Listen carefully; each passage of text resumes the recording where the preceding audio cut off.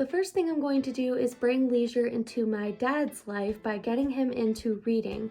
He used to read when I was little, but he hasn't read for a really long time. So I'm going to get him back into reading by turning it into a bonding experience for the two of us. This leisure activity connects to the concept of flow coined by Mihaly Csikszentmihalyi, which is a theory that argues when we are entirely focused and engaged in the present moment, we are in a state of flow, and therefore intrinsically motivated. He basically said that deep focus boosts happiness.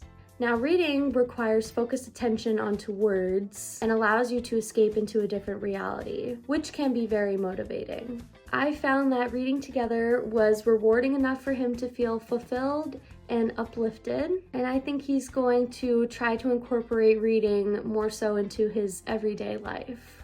The next thing I'm going to do is bring leisure into my friend Paige's life. I'm going to get her into baking. She has very little experience with this, and I thought that this would be a fun hobby to get her into. This leisure activity connects to the serious leisure perspective coined by Robert Stebbins. This theory is the systematic pursuit of an amateur, hobbyist, or volunteer core activity that is highly substantial, interesting, and fulfilling. It's something that can be a career for someone else, and the word serious embodies qualities such as earnestness, sincerity, importance, and carefulness. Baking is considered a culinary art that can be a career or hobby for someone else. It takes a lot of practice and concentration to master, but it's a fulfilling activity to create something. I found that baking with Paige allowed her to tap into her creative side, and finishing a big project full of carefulness and consideration filled her with joy. She had so much fun, and I think she's going to find a way to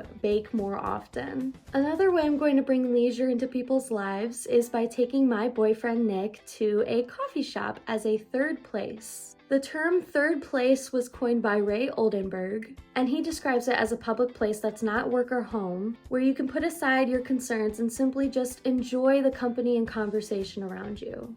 Coffee shops were a great example of what he considered to be a third place, and I'd like to use that example for Nick today. He usually goes to work, school, and home, and that's about it. He needs a place where he can escape and enjoy himself.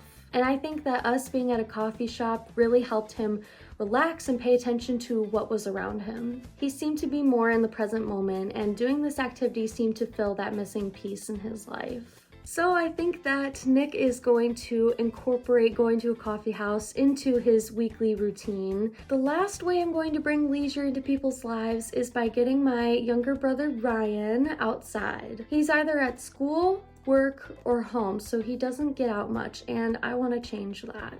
He needs to be around trees and surrounded by nature, so we're going to take a walk to the park where there's tons of trees and nature to be around. This activity connects to the 330-300 rule, which says that you need to have a visual connection with at least 3 trees, a 30% tree canopy cover in residential areas, and access to a significant green space within 300 meters. You must have all 3 to achieve a state of optimal well-being. I found that taking Ryan outside to the park was very beneficial to his state of mind and allowed him to release stress and tension that was weighing on him. He seemed to really enjoy himself, and he seemed to be able to achieve that state of optimal well-being. Well, I was successfully able to incorporate leisure into 4 people's lives and connect it to 4 theories, so my work here is done.